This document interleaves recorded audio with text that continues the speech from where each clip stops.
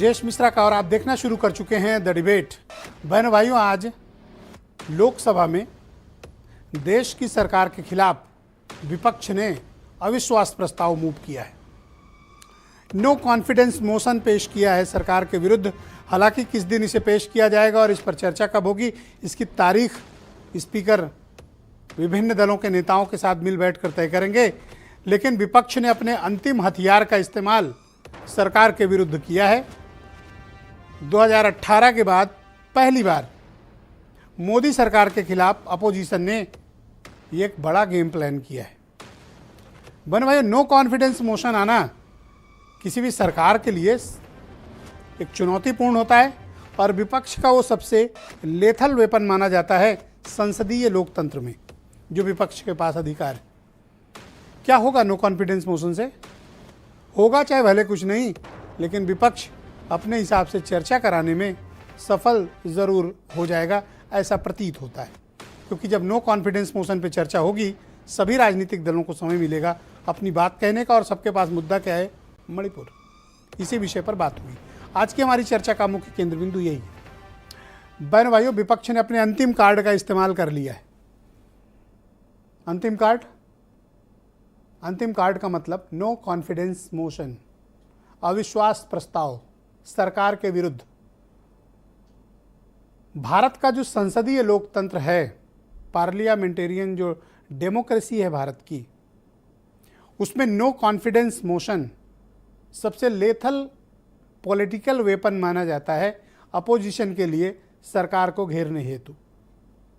क्या है no confidence motion? और विपक्ष जब ये जान रहा है कि उसके पास नंबर्स नहीं हैं, नंबर नहीं मतलब संख्या बल आधे से भी कम है, तो फिर इस नो कॉन्फिडेंस मोशन का मतलब क्या है? जब आपको ये दिख रही हो कि हार संभावित नहीं, लगभग तय है, तब आप क्यों लड़ने जा रहे हैं? दरअसल इरादा लड़ने का नहीं है, लड़ने से ज़्यादा लड़ते हुए दिखना और लड़ाई के दौरान हुए आवाज़ को बुलंद करना। विपक्ष की ये कोशिश है कि नो कॉन्फिडेंस मोशन के जरिए 2 दिन 3 दिन जितने दिन भी ये डिस्कशन चलेगा, जिन परिस्थितियों में ये डिस्कशन चलेगा, उसको समय सीमा से बांधा नहीं जा सकता। नियम 267 में भी बातचीत करने का, चर्चा करने का प्रावधान अलग है, उसमें भी समय खूब मिलता है। बाकी नियमों में 2 घंटा 3 घंटा जो समय निर्धारित हो गया, उसके अकॉर्डिंग समय बढ़ जाता है, जिसकी जितनी स्ट्रेंथ होती है पार्लियामेंट के भीतर उसमें। लेकिन जब नो कॉन्फिडेंस मोशन आएगा, हर दल को बोलने का मौका मिलेगा उसकी क्षमता के मुताबिक। क्षमता से मतलब लोकसभा या राज्यसभा में उसकी स्ट्रेंथ कितनी है, यानी अपोजिशन के लगभग हर दल को मौका मिलेगा। तो सरकार को घेरने का और पार्लियामेंट के भीतर से बात उठाने का और जनता तक पहुंचाने का, ये विपक्ष इसको अपना एक लेथल पॉलिटिकल वेपन मानता है। और ये माना जाता है कि जब सारे हथियार सरकार को घेरने में फेल हो जाएं, एक ही टूल है, नो कॉन्फिडेंस मोशन, अविश्वास प्रस्ताव। क्या स्थिति है इस समय लोकसभा में? बहनों भाइयों, भारतीय जनता पार्टी के पास इस वक्त 330 मेंबर ऑफ पार्लियामेंट लोकसभा के भीतर हैं। आवश्यकता से भी कहीं अधिक बहुमत उनके पास है। और बीजेपी अपने दम पर 301 मेंबर ऑफ पार्लियामेंट है उसके पास, 301, 272 के आंकड़े से कहीं अधिक।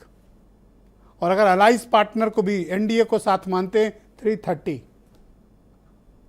अपोजिशन 142। अगर इंडिया अलायंस पूरा भी जुड़ जाता है तो 142 इतने वोट मिलेंगे उन्हें। यानी सरकार की सेहत पर कोई खतरा नहीं है। सरकार स्थिर है, सरकार है, सरकार के गिरने के कोई चांसेस भी नहीं है। तो ये जोखिम विपक्ष क्यों ले रहा है? जब हार दिख रही है, नंबर्स भी पता है, सिर्फ चर्चा का उद्देश्य है। तो क्या जिस मकसद से ये नो कॉन्फिडेंस मोशन लाया गया है, क्या ये पूर्ण रूप से अपने पर्पज को सॉल्व करेगा? ये तब तक नहीं कहा जा सकता जब तक कि स्पीकर यानी लोकसभा के अध्यक्ष ये तय नहीं कर देते कि इसकी चर्चा का कितना समय मिलेगा। 2 दिन 3 दिन, वैसे इससे कम में संभावित कम है, और देर रात तक भी पार्लियामेंट चल सकती है। तो मणिपुर से चर्चा से जो बचने का बीजेपी की कोशिश थी, वो अंत में आ गई बात नो कॉन्फिडेंस मोशन से। यानी अब बचकर निकलने का गुंजाइश कम है। अब आमने सामने की मुठभेड़ तय है, अब कोलाइड होना तय है, अब युद्ध रोका नहीं जा सकता। नोटिस दी जा चुकी है, नोटिस आज स्वीकार भी कर ली है स्पीकर ने। चर्चा की तिथि नियत होगी। तकनीकी विशेषज्ञ कहते हैं तब तक कुछ अध्यादेश भी पास नहीं हो सकते जब तक नो कॉन्फिडेंस मोशन अपने प्रोसेस को कंप्लीट नहीं कर लेता। तकनीकी चीजें जल्दी जल्दी आपको बता दूं। नो कॉन्फिडेंस मोशन मूव करने के लिए आपके पास 50 मेंबर ऑफ पार्लियामेंट लोकसभा के दस्तखत होनी चाहिए। कोई भी मेंबर ऑफ पार्लियामेंट उसे मूव कर सकता है। पॉलिटिकल पार्टी के साथ साथ पर्सनली भी कोई भी मेंबर ऑफ पार्लियामेंट अगर उस पर 50 सांसदों का सपोर्ट हासिल है, वो नो कॉन्फिडेंस मोशन को पेश कर सकता है। ये स्पीकर की बाध्यता है कि उसकी इस नोटिस को स्वीकारें और चर्चा की तिथि मुकर्रर करें। अगर 10 बजे के पहले सेम डे दिया जाता है, उसी दिन चर्चा होती है, अन्यथा बाद में भी हो सकती है। थोड़ी संभावना है इस पे। तो इस नो कॉन्फिडेंस मोशन का मैंने आपको उद्देश्य बताया। इसका उद्देश्य विपक्ष का है कि भारतीय जनता पार्टी को घेरना।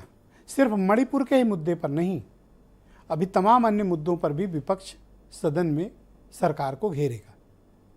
सरकार ने भी ठान लिया है नहीं बोलेंगे, और बोलेंगे तो अपनी शर्त पे बोलेंगे, तुम्हारे सामने नहीं झुकेंगे, अपने हिसाब से बोलेंगे।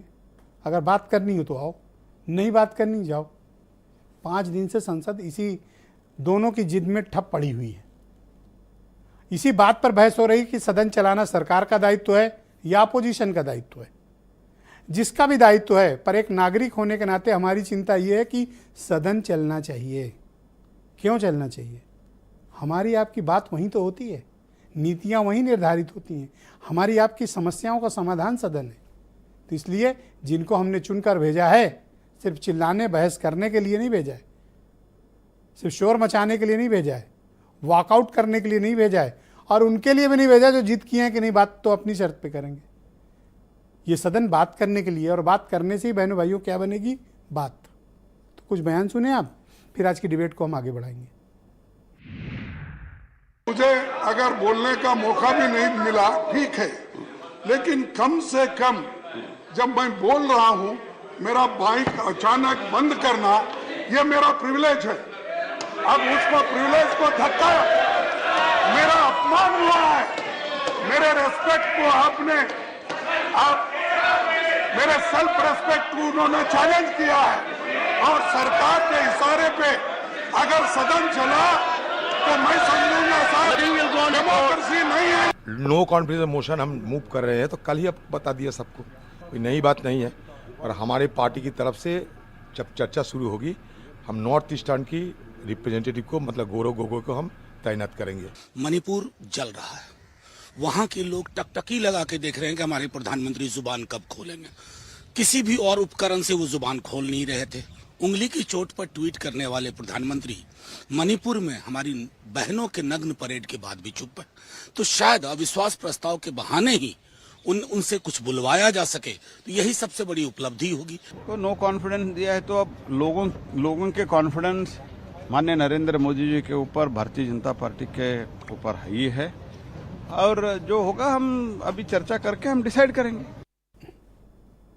तो बहनों भाइयों, आज की परिचर्चा को आगे बढ़ाते हैं। समीर सिंह उत्तर प्रदेश में भारतीय जनता पार्टी के